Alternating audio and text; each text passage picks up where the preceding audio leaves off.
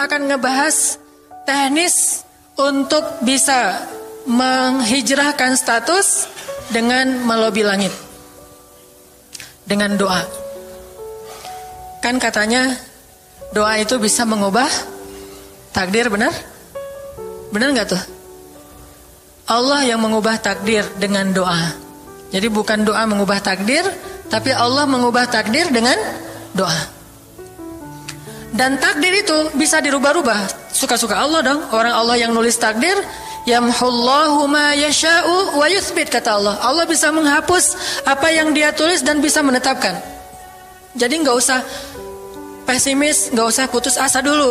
Wah, kayaknya memang takdirnya gak bisa.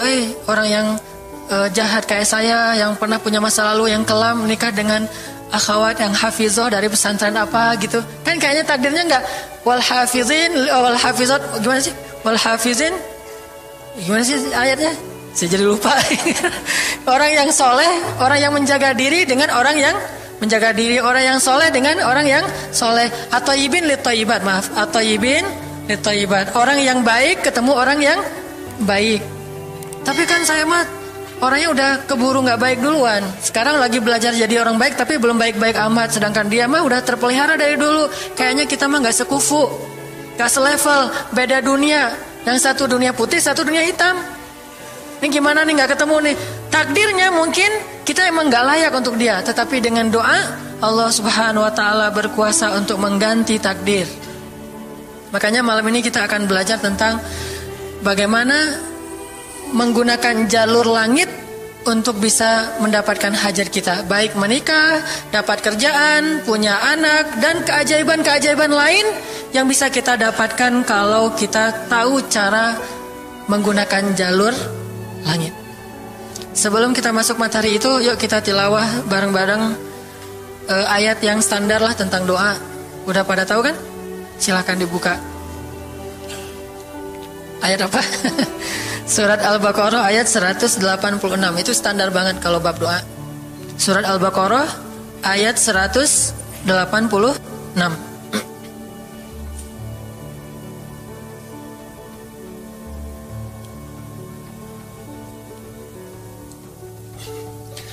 A'udzu billahi minasy syaithanir rajim.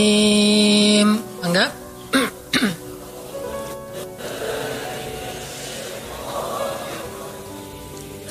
Bismillahirrahmanirrahim.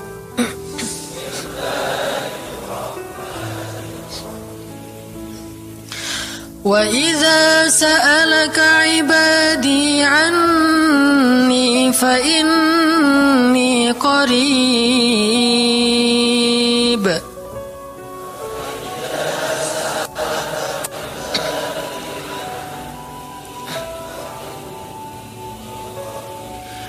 Ujibu da'watad da'i idza da'an.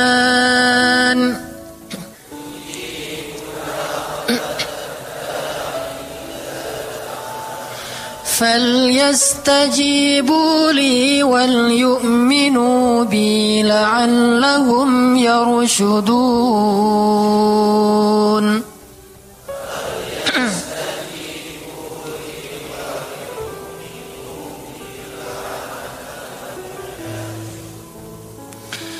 Dan apabila hamba-hambaku bertanya kepadamu tentang aku, maka jawablah bahwasanya aku dekat.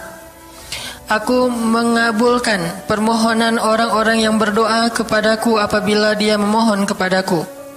Maka hendaklah mereka memenuhi segala seruanku dan hendaklah mereka beriman kepadaku agar mereka selalu berada dalam kebenaran. Shadaqallahul azim. Teman-teman yang dirahmati Allah subhanahu wa ta'ala, ayat ini adalah ayat, kalau kita kasih judul, ayat ini tuh janji Allah kepada orang yang berdoa. Janji Allah kepada orang yang berdoa. Makanya doa itu benar-benar senjata orang mukmin, melebihi senjata apapun yang dimiliki oleh seseorang. Paling dahsyat itu kalau punya doa. Jadi kalau orang yakin kepada Allah, maka dan keyakinan dia kepada Allah lebih besar daripada keyakinan dia kepada apapun, maka selama dia masih bisa berdoa kepada Allah, dia tenang. Ada masalah dikit, oh Ilahi. Ada masalah dikit, Ilahi. Ada masalah dikit, Rabbi. Terus saja. Ada masalah sepele apapun, minta ke Allah. Ada masalah apapun, minta ke Allah. Dan kata Nabi, janganlah kalian menjadi lemah dalam berdoa, karena sesungguhnya tidak akan binasa seseorang selama dia masih berdoa kepada Allah. Itu hadis Nabi dari Aisyah. Janganlah kalian menjadi lemah dalam berdoa, artinya jadi pundung, jadi putus asa dalam berdoa, karena tidak akan binasa seseorang selama dia masih berdoa kepada Allah Subhanahu wa taala. Jadi kalau kita masih terus mengharap dan meminta kepada Allah, kita nggak akan binasa, kita nggak akan kalah, kita nggak akan rugi. Dan kata para ulama, segala sesuatu di dunia ini akan pergi dan tidak kembali. Ini clue penting nih, bisa dicatat. Segala sesuatu di dunia ini akan pergi dan tidak akan kembali kecuali doa. Dia pergi dan dia pasti akan kembali. Segala sesuatu kalau udah pergi di dunia ini nggak akan kembali lagi. Kalau pergi di sini maksudnya pergi kepada Allah. Tapi kalau doa pergi ke Allah, dia pasti akan balik lagi kepada yang meminta. Satu-satunya yang pergi ke Allah dan kembali di dunia ini hanyalah doa. Makanya ayat ini kalau kita kasih judul adalah janji Allah kepada hambanya yang berdoa. Allah berjanji, apa kata Allah? Inni qaribun. Aku itu dekat. Maksudnya gak mungkin aku gak dengar doa kalian. Begitu kita berdoa, kita pikir Allah dengar gak ya? Jangan-jangan kok doa saya belum diijabah, kayaknya Allah gak dengar yang kemarin, saya harus keraskan lagi suara saya. Enggak, ini qarib. Arti ini qarib, aku itu dengar banget apa yang kamu ucapkan. Gak usah diucapkan, di dalam hati aja Allah udah dengar. Siapa yang pernah berdoa di dalam hati terus langsung Allah ijabah? Rasulullah. Coba teman-teman buka awal juz kedua, ayat surat Al-Baqarah ayat 144. Itu gara-gara Nabi ada harapan di dalam hati tapi gak berani ngomong gitu ke Allah, cuma dipendam di dalam hati doang. Tapi langsung diijabah oleh Allah. Ayat surat Al-Baqarah ayat 144. Allah berfirman, Qad nara taqalluba wajhika fis samaa falanuwalliyannaka qiblatan tardaha fawalli wajhaka shatral masjidil haram wa haitsu ma kuntum fawallu wujuhakum shatrah wa innal ladzina utul الكتاب ليعلمون أنه الحق من ربهم وما الله بغافل عما يعملون. Jadi ceritanya orang Yahudi suka menghina kaum muslimin gara-gara orang Islam kalau sholat waktu itu masih menghadap ke Al-Aqsa, Palestina. Jadi kata orang Yahudi itu, lihat orang Islam mah fake, suka niru. Kita sholat menghadap Al-Aqsa, mereka sholat menghadap Al-Aqsa. Berarti agama mereka itu adalah agama yang meniru agama kita, nggak original. Sering diperolok-olok, setiap kaum muslimin sholat dihina sama mereka. Akhirnya Nabi ngerasa sedih. Wah, gimana ya caranya? Sehingga setiap sore Nabi berdiri di suatu bukit, kemudian lihat ke langit, cuman gak ngomong, gini aja ke langit. Membatin, bayangin, pernah gak teman-teman membatin ke Allah? Ini yang harus kita coba lakukan, belajar membatin kepada Allah. Itu romantis banget. Jadi duduk sendiri, Allah, ngomong gitu dalam hati. Dan yakinlah ini qarib, Allah tuh dengerin. Jangan pikir saya kayak ngomong sendiri, kayak orang kurang waras. Enggak, Allah itu mendengar. Jadi kita batin aja sama Allah, ngomong dalam hati, ya Allah, saya tuh lagi gini, ada masalah. Ngomong dalam hati kita, please Allah, please, gitu ya. Nah, itu kalau kita membatin, inni qaribun wa asirru qaulakum awijharu bih innahu alimun bidzatis sudur. Jadi Nabi nggak enak mau ngomong, ya Allah tolong dong pindahin kiblat dari Masjidil Aqsa ke Masjidil Haram. Soalnya daripada dikata-katain melulu sama orang Yahudi, mau ngomong kayak gitu tuh nggak enak sama Allah. Malu Rasul ke Allah. Masa kiblat aja minta dipindahin. Akhirnya Nabi cuma ngelihat ke langit aja tiap hari. Udah selesai pulang. Besok lihat lagi ke langit. Turunlah ayat ini. Sesungguhnya kami telah melihat bagaimana kamu selalu menengadahkan wajahmu ke langit, maka kami palingkan kiblat ke arah yang kamu sukai. Coba lihat. Turun wahyu untuk merespon doa Nabi yang bahkan belum diverbalkan, belum diucapkan dengan kata-kata, tapi Allah udah ngerespon. Ini kan keajaiban doa nih. Cuman kita seringnya ngerasa udah minta berkali-kali kok nggak dikasih-kasih. Kita belajar sekarang. Rasul nggak usah minta pakai verbal, cuman membatin doang dalam hati, Allah udah ngasih. Pernah nggak teman-teman ngerasa kayak gitu? Ada kepengen sesuatu, tiba-tiba terwujud. Pernah kan? Tapi kepengennya yang baik-baik. Pengen misalnya, aduh, saya pengen banget umroh. Cuman mau ngomong kayak gitu mah, saya mah orangnya kayaknya nggak mungkin bisa umroh kalau ngandalin harta. Orangnya nggak mampu, kerjanya juga pas-pasan. Gimana mau umroh, untuk makan aja susah. Tapi pengen banget dalam hati kita. Dan itu rindunya tuh rindu banget. Setiap kali ngelihat video atau tayangan di TV tentang umroh dan haji, menitikkan air mata. Saking kangennya ke Baitullah. Allah tahu itu dalam hati kita. Tiba-tiba ada jalan. Ada aja jalannya. Dan bisa dikasih sedekah, bisa juga hadiah, bisa juga door prize, bisa juga macam-macam. Pokoknya ada jalan aja, tiba-tiba bisa umroh. Dan saya sering banget membawa orang umroh. Di antara jamaah itu selalu ada 1 atau 2 orang yang umrohnya itu miracle, keajaiban dari Allah. Ketika saya cari tahu alasannya apa, ternyata emang dia dari dulu pengen banget umroh, cuman nggak bisa ngandelin hartanya. Allah kasih jalan yang lain. Bukankah Allah itu memampukan yang diundang, bukan mengundang yang mampu? Kan itu yang sering kita dengar kan? Allah tidak mengundang yang mampu, tetapi memampukan yang diundang. Kalau udah Allah undang, pasti mampu. Kalau Allah nggak ngundang, walaupun dia mampu nggak akan bisa. Jadi Allah bukan mengundang yang mampu, tetapi memampukan yang diundang. Sehingga kita kalau hati kita kayaknya pantas diundang, Allah undang tuh. Begitu juga dalam urusan rezeki. Aduh, saya pengen kerjaan yang kerjaannya itu lebih halal, lebih nyaman, bisa sholat berjamaah tepat waktu, ada waktu juga buat keluarga, bisa juga berdakwah ke teman-teman. Akhirnya membatin kita itu karena kuat banget, Allah wujudkan. Ini artinya Allah qaribun, Allah maha dekat. Sehingga kalau kita pengen doa kita itu powerful, belajar dari as-siqah billah.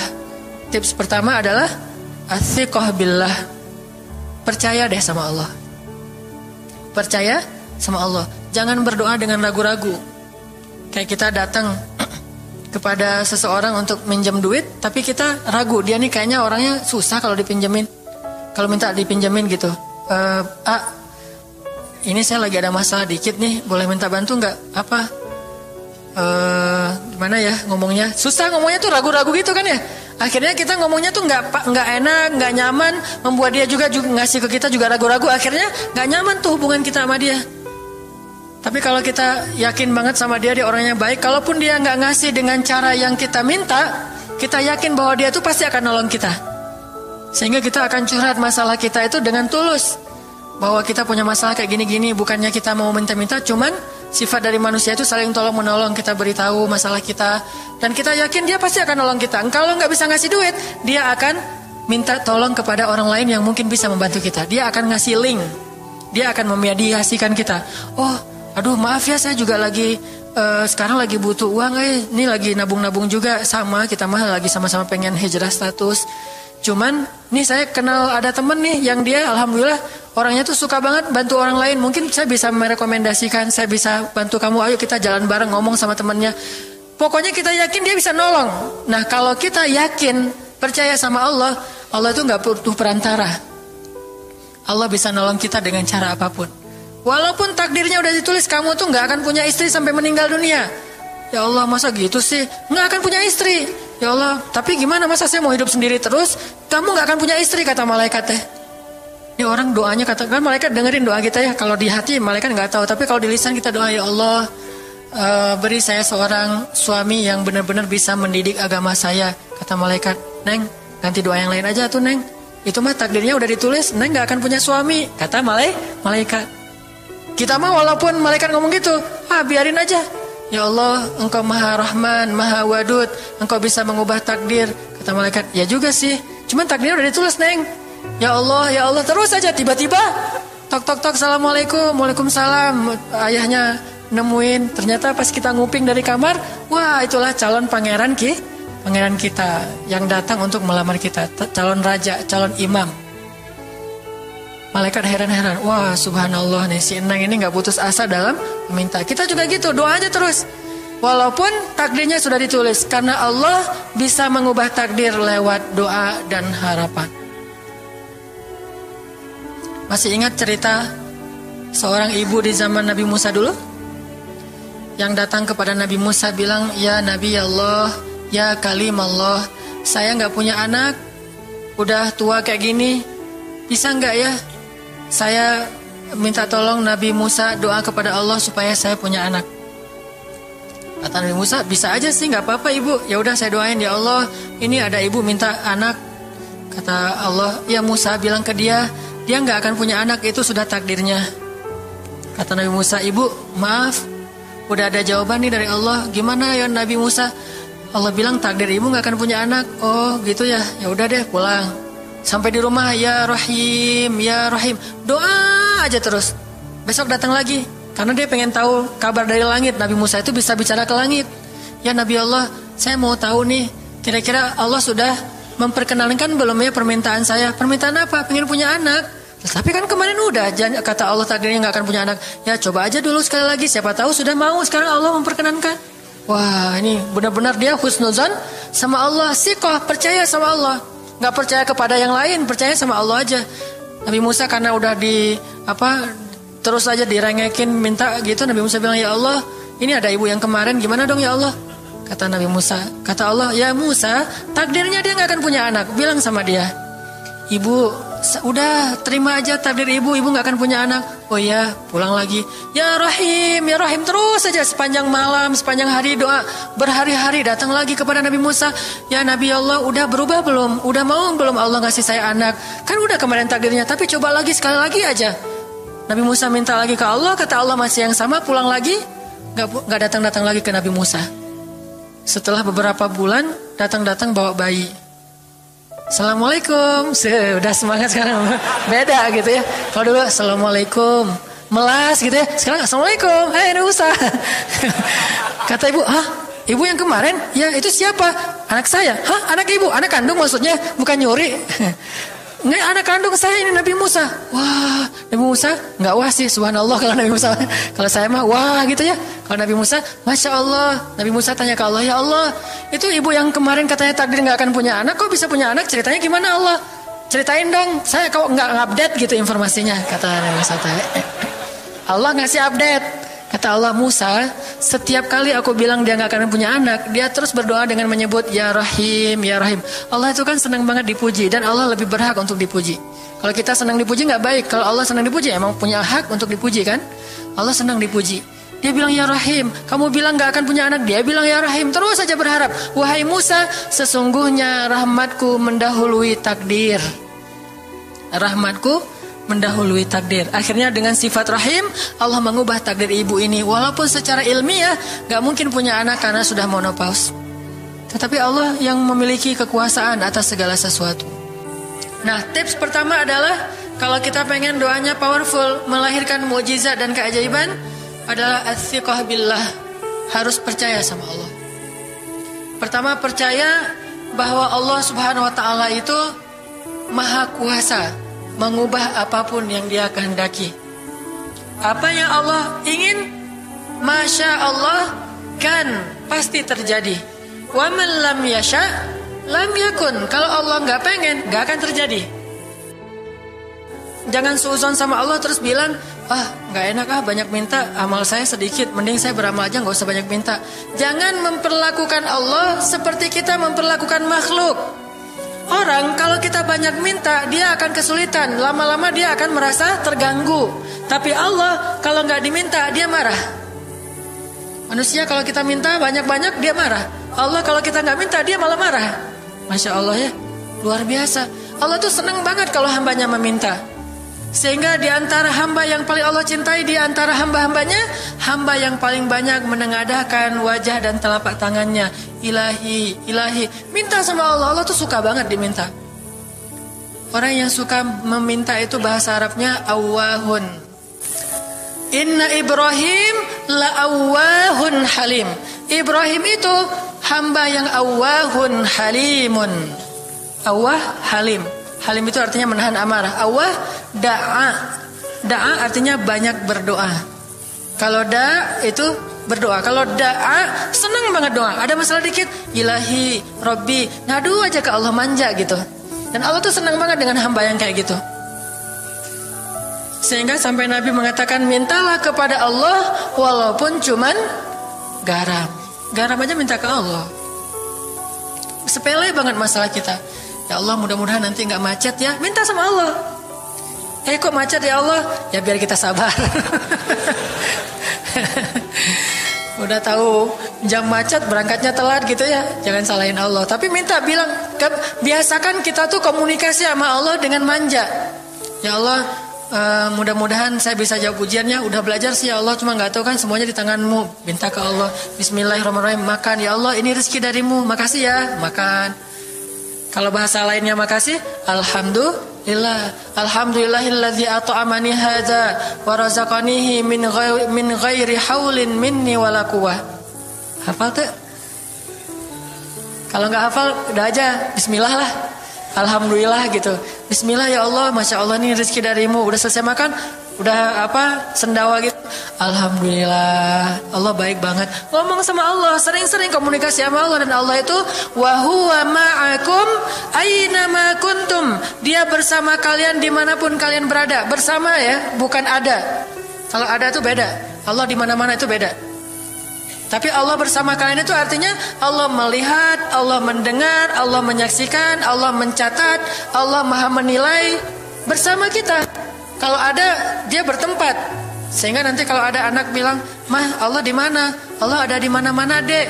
Ntar dia malah karena cerdas, kalau gitu di WC juga ada, kan nggak boleh kan? Ini jawaban yang keliru, kurang filsafat.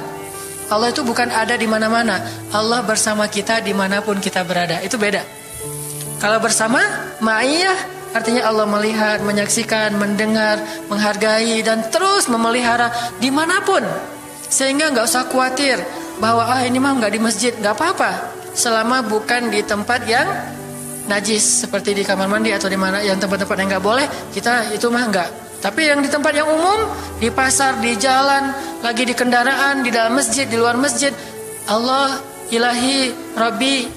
Kalau perlu lebih manja lagi, pakai irama dikit, Allah gitu. Kayak orang manggil temennya gitu. Atau kita miss call Allah dulu. Ya Allah, udah nggak ngomong apa-apa. Itu miss call, miss call Allah. Ngapain miss call? Caper, kangen sama Allah. Allah gitu lagi. Itu zikir kan? Allah, Allah, Allah. Kata Allah, ada apa hambaku? Allah lagi terus saja Allah di miss call berkali-kali. Pas Allah buka, wah 100 miss call. Allah 100 kali zikir. Udah 100 kali miss call, Allah yang telepon balik. Ada apa hambaku? Wah, ditelepon sama Allah. Lewat kejadian-kejadian hidup, tiba-tiba ada kejutan dari Allah. Langsung bilang sama Allah, thanks Allah. Kan romantis tuh sama Allah. Jangan cuma sama cewek doang bilang thanks, segala macam bahasa-bahasa yang keren. Sama Allah juga harus keren. Tapi setelah thanks, alhamdulillah, karena itu yang paling baik. Intinya harus percaya sama Allah. Allah tuh senang banget didoain. Kita berdoa kepadanya gitu. Allah tuh senang. Terus makna percaya sama Allah juga, kita percaya bahwa Allah itu nggak akan ngecewain orang yang berdoa. Ujibu da'watad da'i idza da'an. Aku pasti mengijabah doa hamba-hamba yang berdoa kepadaku. Enggak usah khawatir, pasti diijabah. Tapi kok masih belum aja Ustaz? Nah, kita harus belajar apa itu makna diijabah. Jangan-jangan Allah udah mengijabah, kita nggak ngerti. Kayak ada analogi tentang orang yang tenggelam, terus dia meninggal sambil menuduh Allah, Allah kok nggak nolong saya? Bukankah aku sudah mengirim pelampung? Jadi pelampung itu cara Allah menolong kita. Kita berharap ditolongnya tiba-tiba selamat aja di pantai. Nggak kayak gitu. Allah punya cara. Sehingga kita harus belajar memahami maksud Allah. Allah maksudnya apa? Di antara cara Allah mengijabah, kata para ulama, satu, Allah mengijabah persis seperti yang kita minta. Dua, Allah mengijabah yang lebih baik dari yang kita minta. Yang ketiga, Allah kalau nggak ngasih persis, ngasih yang lebih baik, dikasih di akhirat. Bahkan itu lebih keren daripada di dunia. Kok di akhirat sih? Ntar dulu. Akhirat itu jaraknya nggak jauh dengan kita. Cuma 60 tahun. 60 tahun tuh cepat banget loh. Sekarang rata-rata usianya berapa? Bahaya kalau nanya usia. Kalau saya mah udah setengah, udah 30-an tahun. Teman-teman pasti masih 17 ya. Angkat tangan yang 17. Nggak ada, di bawah 20 tahun, di bawah 20 tahun. Yang di atas 40. Nggak berani ngangkat tangan, ada sih. Artinya waktu 60 tahun itu nggak lama, sebentar doang. Jadi analoginya gini, kita lagi kuliah, pengen nikah. Terus kita naksir sama seorang cewek cantik banget. Dan saking cantiknya sampai kita cuma bisa bermimpi. Wah, saking cantiknya kayaknya nggak mungkin banget buat kita. Tiba-tiba ayahnya bilang, "Dek, kamu senang sama anak saya?" "Yang mana, Pak?" Masih nanya yang mana? Takutnya yang tadi kebalik. Ini yang lagi yang lagi kuliah yang namanya si Fulanah misalnya. Sebutlah namanya Nisa apa gitu ya. Terus dia bilang, "Boleh, Bapak setuju kamu nikah sama anak saya, tapi ditunda dulu sampai kamu lulus kuliah." Kita seneng gak tuh? Sampai lulus kuliah, nggak apa-apa. Masa kita mau bilang, nggak mau Pak kalau lulus kuliah, mending nggak usah deh, saya mau yang sekarang. Pasti nggak gitu kan? Karena kita tahu ini cantik banget, keren banget, soleha banget, idola banyak cowok-cowok di kampus, dikasih buat kita. Syaratnya cuma satu, tunggu lulus kuliah 4 tahun lagi. Pasti kita akan sabar banget menanti itu. Nggak mungkin kita bilang, "Pak, Bapak kalau nawar yang serius dong, 4 tahun mah lama tuh Pak." Yang kedua, tips supaya doa kita powerful. Kalau doa sama Allah itu yang romantis. Bahasa Arabnya munajat, curhat sama Allah. Dan doa itu ibadah, bukan sekedar permintaan, bukan cuma request, tapi ibadah. Jadi kalau orang rajin doa sama Allah itu akrab sama Allah. Dan kalau akrab jadi romantis sama Allah, enak gitu, hubungannya dengan Allah tuh adem banget, nyaman banget. Pas dia berdoa, "Ilahi," gini ngomong kayak Nabi Zakaria yang tadi di surat Maryam pas sholat rakaat kedua. Apa kata Zakaria? Ini bentuk curhatnya Zakaria. Qala rabbi inni wahana al-'azmu minni washta'ala ar-ra'su shayba wa lam akun bidu'aika rabbi syaqiyya. Nabi Zakaria doa romantis, suaranya pelan. Wadhkur fil dzikru rahmati rabbika 'abdahu Zakaria idz nada rabbahu nidaan khafiyya. Nidaan khafiyya. Zakaria tuh kalau doa tuh lirih banget suaranya. Lembut banget. Jadi duduk sendiri, "Ilahi ya Allah." Bersenandung seperti Nabi Daud. Romantis sama Allah, bukan "Ya Allah." Itu mah doa khusus untuk perang itu mah. Doain Palestina, doain Suriah itu harus tegas. Kayak Nabi kalau berdoa itu dengan menelunjuk. Kadang Nabi mengangkat tangan, kadang Nabi mengangkat kedua tangan sampai tinggi, kadang Nabi nggak mengangkat tangan, kadang Nabi memakai telunjuk. Semuanya itu sunnah. Jangan kita saling debat masalah, nggak boleh angkat tangan. Kadang Nabi mengangkat tangan, kadang Nabi tidak mengangkat tangan, kadang Nabi malah menunjuk gini. Kalau urusannya bab perang, biasanya gini, "Ya Allah, ya Allah," bukan nyuruh Allah ya. Beda kesannya nelunjuk Arab dengan nelunjuk Indonesia. Kalau Arab, ngapain lo nunjuk gue? Kan gitu ya. Kalau Allah mah nggak kayak gitu. Allah pakai bahasa Arab, jadi pakai filsafat Arab. Nelunjuk itu maknanya sangat berharap dan tegas gitu. Jadi kita doa pelan, "Ya ilahi, inni wahana al-'azmu minni washta'ala ar-ra'su shayba wa lam akun bidu'aika rabbi syaqiyya." Ya Allah, tulang saya udah lemah, rambut saya sudah beruban semuanya, tidak ada satu helai pun yang hitam. Tapi saya belum pernah berputus asa dari berdoa kepadamu ya Allah. Ini namanya curhat. Wa inni khiftul mawaliya min warai. Ya Allah, saya takut banget kalau saya meninggal tidak ada yang meneruskan dakwah saya, sedangkan Bani Israel itu mudah tergelincir. Fahabli min ladunka waliya. Ya Allah, beri saya seorang anak. Walaupun istri saya sudah mandul, tapi saya terus berharap kepadamu ya Allah. Ya Allah, please gitu. Waj'alhu rabbi radhiya. Ya Allah, jadikan anak itu yang sangat engkau ridhoi. Minta Nabi Zakaria ke Allah. Tiba-tiba dapat kejutan. Ya Zakaria, inna nubashiruka bi ghulam. Wahai Zakaria, bergembiralah, kamu akan punya seorang anak laki-laki. Itu hasil curhat ke Allah. Langsung Allah kasih nama. Ismuhu Yahya, lam naj'al lahu min qablu samiyya. Namanya Yahya, kata Allah. Jangan cari lagi di Google. Udah ada namanya tuh, nggak perlu lagi nyari di googling gitu, nama yang bagus apa gitu kan ya. Lagi serius-serius. Ismuhu Yahya, itu sebaik-baik nama. Namanya datang dari langit. Ismuhu Yahya, lam naj'al lahu min qablu samiyya. Belum pernah ada anak sesoleh dia di muka bumi. Wah, ini first nih, anak paling soleh. Terus kata Allah, wahananan, anaknya lemah lembut, wazakatan, anaknya suci, wataqiya, anaknya bertakwa, namanya Hanan At-Taqi. Itu mah doa ya, bukan GR. Karena saya juga belum bertakwa, hanya Allah yang tahu siapa yang paling bertakwa. Terus apalagi sifatnya? Wa barram biwalidayhi, anaknya sangat berbakti kepada orang tua. Allah kasih spesifikasi anak yang Allah pengen ngasih ke Zakaria. Itu luar biasa sifat-sifatnya. Wa barran biwalidayhi, enggak pernah nyakitin orang tua.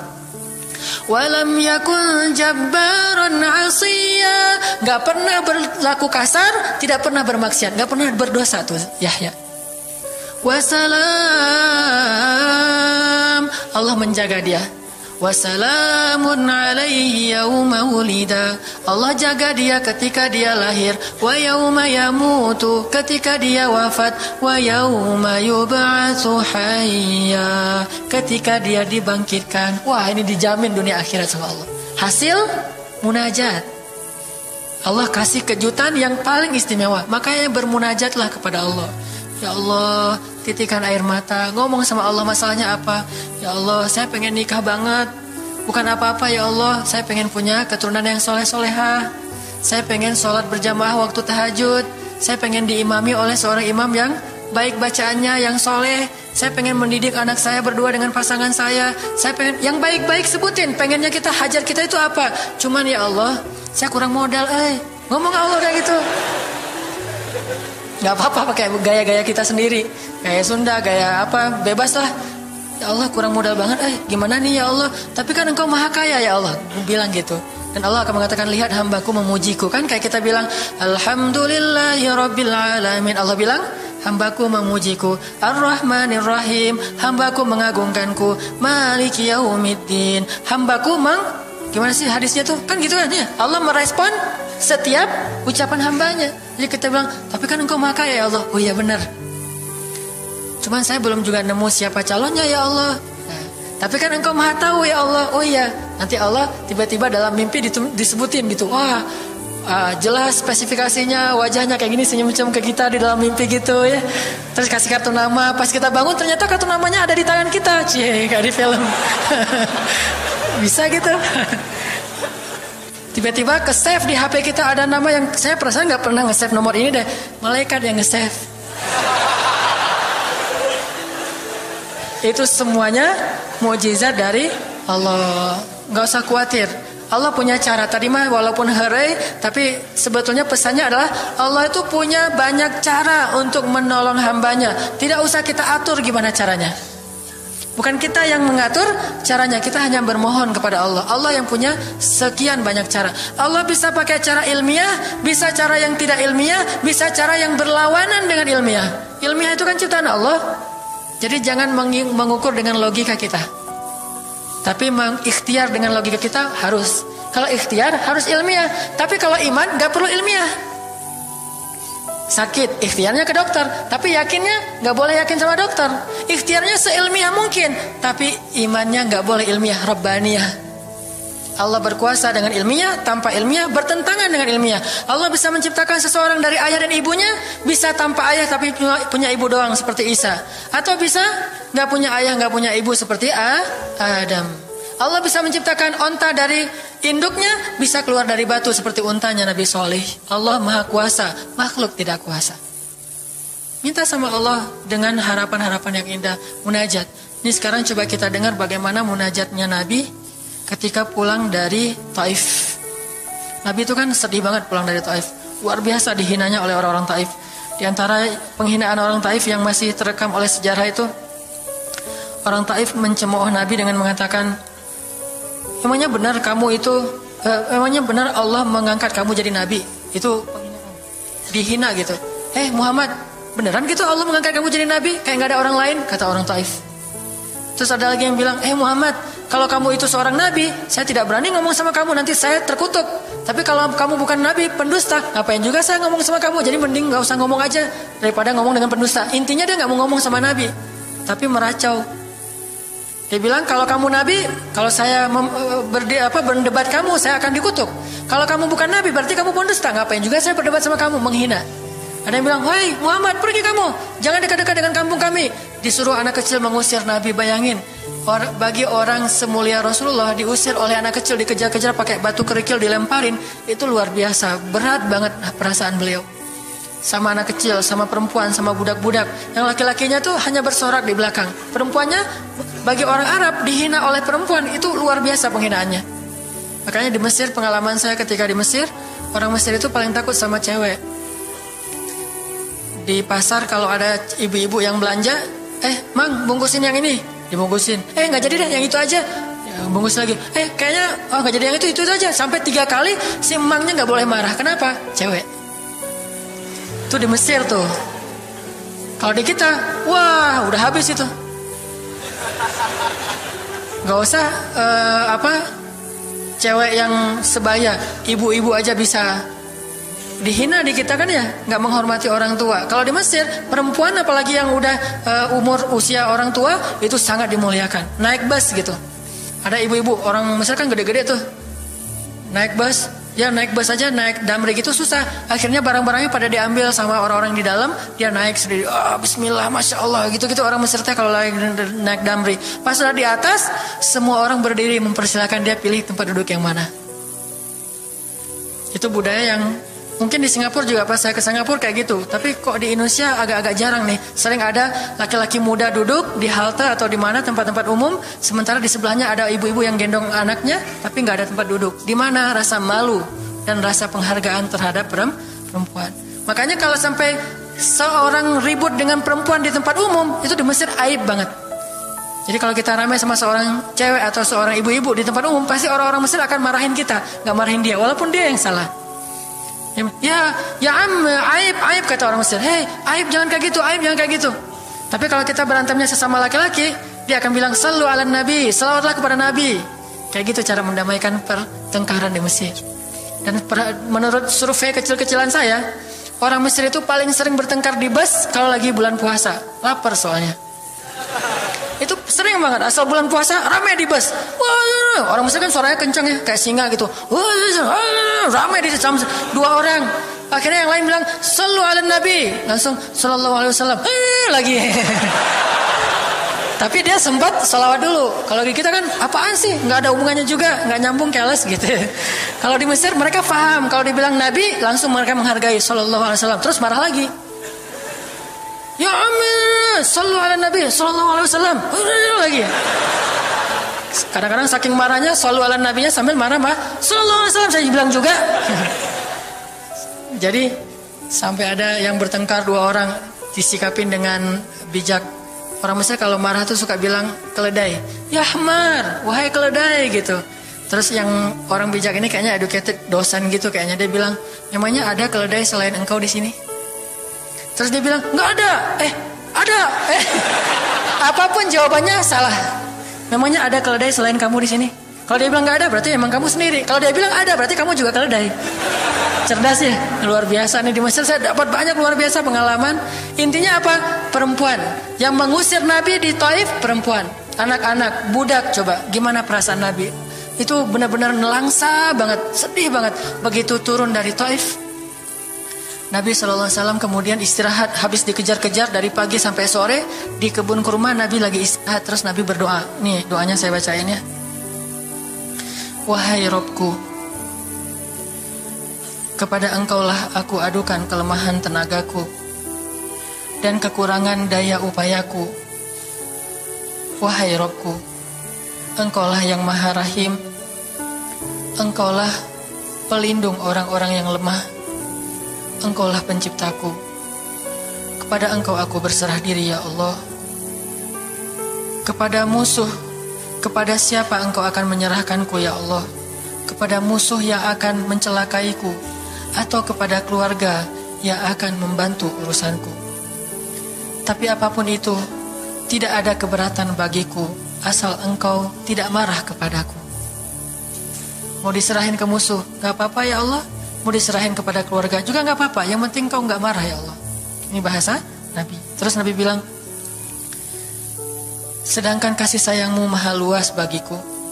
Aku berlindung dengan cahaya wajahmu yang mulia, yang menyinari langit dan menerangi segala yang gelap. Dan atasnya lah teratur segala urusan dunia dan akhirat. Dari engkau menimpakan atas diriku kemarahanmu. Aku berlindung dari kemarahanmu ya Allah, dari juga azab-azabmu. Kepada engkaulah aku adukan perihalku, sehingga engkau ridho, tiada daya dan upaya melainkan dengan kekuasaanmu ya Allah.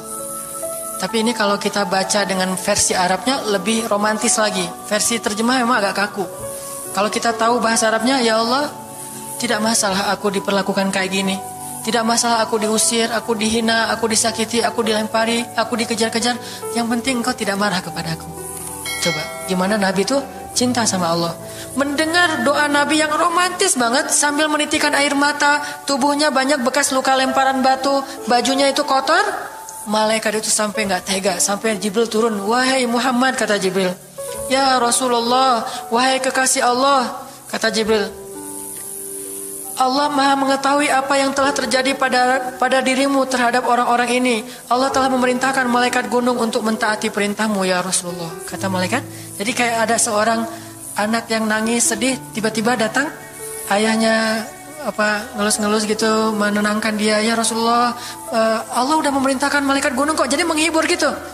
Jangan sedih ya Rasul, jangan sedih, gak apa-apa. Itu malaikat gunung udah siap tuh, apapun yang kamu perintahkan. Langsung malaikat gunung siap-siap gitu. Terus kata malaikat gunung, ya Rasulullah, wahai kekasih Allah, perintahkan saja kepada kami apapun. Jika engkau mau, kami akan timpakan 2 gunung ini kepada penduduk Taif, sehingga mereka mati terhimpit oleh gunung-gunung yang kami timpakan. Perintahkan ya Rasulullah, perintahkan. Kata Rasulullah, tidak wahai para malaikat. Kalaupun mereka tidak beriman hari ini, aku berharap kepada Allah, anak cucu mereka kelak akan beriman. Nabi gak sakit hati kepada orang Taif. Dan Nabi juga tidak marah kepada Allah ketika beliau diperlakukan oleh hamba-hamba Allah kayak gitu. Tetapi yang penting Allah jangan marah sama saya ya. Kalau bahasa kita mah, ya Allah maaf ya saya jadi kayak gini nih. Tapi Allah gak marah kan? Gitu banget tuh sama Allah. Coba, dia udah habis-habisan, kemudian belum berhasil dakwahnya, masih takut sama Allah. Kayak kita ngedakwahin teman kita, terus kita dicela sama teman kita, dimusuhi oleh teman kita gak marah sama dia, gak marah sama Allah. Gak bilang, Allah itu sih susah ya dakwah. Gak ngomong kayak gitu. Ya Allah maaf ya dia belum menerima dakwah saya. Ini pasti karena saya gak benar nih nyampainya. Ya Allah jangan marah ya sama saya, besok saya coba lagi gitu sama Allah. Terus ke orangnya gak marah karena mungkin dia fa'innahum la ya'lamun, mereka tidak mengerti. Besok akan dicoba lagi, didakwahin lagi, diajak lagi. Terus aja kayak gitu. Ini munajat Nabi kepada Allah SWT. Sehingga gara-gara munajat itu malaikat turun. Sama kayak munajat curhatnya Nabi Yunus. La ilaha illa anta subhanaka inni kuntu minadh dhalimin. Subhanallah. Nabi Yunus tuh bermunajat di dalam perut ikan, lirih banget, suaranya tuh pelan banget. Tapi suara yang pelan itu menggetarkan arasy Allah Subhanahu wa taala. Kita udah teriak-teriak pakai mic, enggak ada yang bergetar. Nabi Yunus kalimatnya sederhana, tetapi dari hati banget. Benar-benar curhat. Ya Allah, tidak ada ilah selain Engkau. Aku ini udah zalim terhadap diriku sendiri. Ya Allah, maafin saya, maafin saya. Subhanallah, subhanallah, Engkau maha suci, saya ini kotor. Engkau maha suci, saya ini kotor. Terus saja sampai suara Nabi Yunus di dalam perut ikan, di dalam laut yang dalam itu menggetarkan arasy Allah di langit ketujuh. Tiba-tiba malaikat arasy bertanya, suara siapa ini ya Allah? Begitu indah, begitu lembut, meminta ampun kepadamu ya Allah. Kata Allah, itu suara hambaku Yunus. Apa yang dia minta ya Allah? Dia minta ampun kepadaku. Ya Allah, please ampunin dia ya Allah, please. Kata malaikat-malaikatnya. Semua malaikat meminta ampun untuk Yunus alaihissalam. Sehingga kemudian Allah mengatakan, ya sudah, aku ampuni dia. Tiba-tiba Nabi Yunus diselamatkan. Curhat sama Allah. Kalau ada masalah, bilang ke Allah. Apapun, ya Allah. Duduk sambil bersandar di pohon. Ya Allah, coba buka surat Al-Qasas. Gimana Nabi Musa itu suka curhat kepada Allah. Surat Al-Qasas, surat 28 ya. Ayat nih ya. Ayat 16 coba. Ketika Nabi Musa nggak sengaja bunuh orang Kipti, Egyptian. Rabbi, inni zalamtu nafsi, faghfirli ya Rabbi. Ya Rabbi, saya tuh udah zalim, maafin saya ya Allah, ampuni saya. Ada masalah dikit, ngomong ke Allah. Habis ada kesalahan, ngomong ke Allah. Terus dia bilang lagi, Rabbi, ayat 17, bima an'amta alayya falan akuna zahiran lil mujrimin. Ya Allah, janganlah engkau jadikan aku termasuk orang-orang yang berdurhaka atau berbuat dosa. Udah. Terus ada masalah lagi. Nabi Musa diusir dari Mesir, dikejar-kejar sama tentara Firaun di ayat 21. Apa kata Musa? Rabbi, najjini minal qaumiz zalimin. Ya Rabbi, selamatkan saya dari orang-orang yang zalim. Ngomong lagi ke Allah. Udah, Nabi Musa pergi sekarang. Kemana perginya? Dari Mesir ke Yordania, Madian kalau bahasa dulu. Pergi tuh. Begitu pergi ke Madian, bilang lagi ke ayat 22. Asa Rabbi ayyahdiyani sawa asabil. Mudah-mudahan Allah kasih saya jalan ya. Ya Allah, tunjukin dong saya jalan harus kemana nih. Saya nggak tahu harus kemana larinya. Allah tunjukin. Jalan sampai ke Madian. Begitu udah selesai adegan menolong dua orang perempuan yang sedang memberi minuman ternak, Nabi Musa capek kan? Udah seharian jalan, kemudian kurang makanan, sendiri, nggak jelas negeri yang beliau tuju. Akhirnya beliau bersandar di sebuah pohon di ayat 24. Terus beliau mengatakan, Rabbi, inni lima anzalta ilayya min khairin faqir. Ya Allah, saya butuh banget kebaikan darimu ya Allah. Saya sekarang lapar, saya haus, saya nggak punya tempat tinggal. Saya sangat butuh kepada kebaikan darimu. Bilang ke Allah. Tiba-tiba habis doa kayak gitu, datanglah cewek itu dengan malu-malu kan. Ayat berikutnya, ternyata cewek itu adalah bakal jadi istri Musa. Jadi kalau ada apa-apa bilang ke Allah. Gak sengaja ngelihat Instagram, oh ada yang cantik, Rabbi, yang ini nih, yang saya gak sengaja gitu. Tapi jangan dikepoin ya, dan jangan terlalu lama ngelihatnya, sekilas saja. Atau minimal kalau nggak yang ini, yang kayak gini ya Allah, ya Allah, gitu. Ngomong nanti ketika selesai sholat. Makanya banyak-banyak doa sama Allah. Dan yang romantis, yang lembut, banyak-banyak berzikir. Jadi sebelum doa itu tasbih dulu. Tasbihnya dengan bahasa yang kita nyaman. Subhanallah, subhanallah boleh. Atau dinyanyikan juga nggak masalah dengan suara yang baik. Bukankah Nabi menyuruh kita menghiasi Al-Quran itu dengan suara kita? Dan diantara isi Al-Quran adalah zikir. Kita bisa bilang Subhanallah, Subhanallah, Subhanallah. Coba kayak gitu malam hari sendiri. Pasti orang yang lewat dekat rumah kita bakalan lari gitu ya, dikirain ada soal. Malam hari zikir di kos-kosan gitu, pada teman-teman pada kabur semuanya. Dikirain ada yang gentayangan. Subhanallah, subhanallah, subhanallah. Jadi kalau teman-teman bersiul, bersiullah dengan zikrullah. Daripada kita bersiul dengan lagu-lagu yang misalnya hanya irama biasa kan ya. Saya udah gak hafal ya lagu-lagu terbaru. Yang dulu-dulu mah yang saya tahu paling kau hancurkan hatiku, hancurkan ya. Nah gitu aja bersiulnya di mobil, kau hancurkan hatiku. Mending kita subhanallah, subhanallah, subhanallah, subhanallah, subhanallah, subhanallah. Biasain aja bersiul dengan nama Allah. Itu namanya miskolin Allah. Sehingga nanti Allah akan melihat, wah ada hambaku nih menyebut-nyebut nama aku, kan di miskol tuh caper dulu. Udah gitu baru ya Allah, baru minta sama Allah. Jadi, kalau kita mau munajat, mau romantis, mau curhat sama Allah, sebut nama Allah, agungkan kebesaran Allah, berselawat kepada kekasih Allah yaitu Rasulullah sallallahu alaihi sayyidina Muhammad. Mau pakai sayyidina mangga, enggak pakai sayyidina mangga, yang penting jangan ribut bab sayyidinanya. Mau doa aja, nggak ada tuh sayyidina, rame kan? Gak jadi berdoa, ada jadi debat kan ya, komen, udah aja nggak masalah. Mau pakai sayyidina mangga, nggak pakai sayyidina juga nggak masalah, tergantung mazhab. Ada yang nyaman harus pakai sayyidina karena saya cinta sama Rasulullah. Ada yang nyaman saya justru karena cinta sama Rasulullah, nggak mau nambah-nambah kayak gimana Nabi mengucapkan aja, mangga. Yang penting salawat. Allahumma sholli ala Muhammad, Allahumma sholli ala sayyidina Muhammad. Baru minta, ya Allah saya lagi ada masalah gini nih ya Allah, sebutin, curhat sama Allah. Dengan demikian doa kita akan diijabah insya Allah. Tapi ini baru berapa nih? Baru 2 ya. Ada beberapa tips untuk doa yang powerful. Insya Allah ini akan kita lanjutkan pada pertemuan yang akan datang. Gak usah terburu-buru, yang penting bisa diamalkan.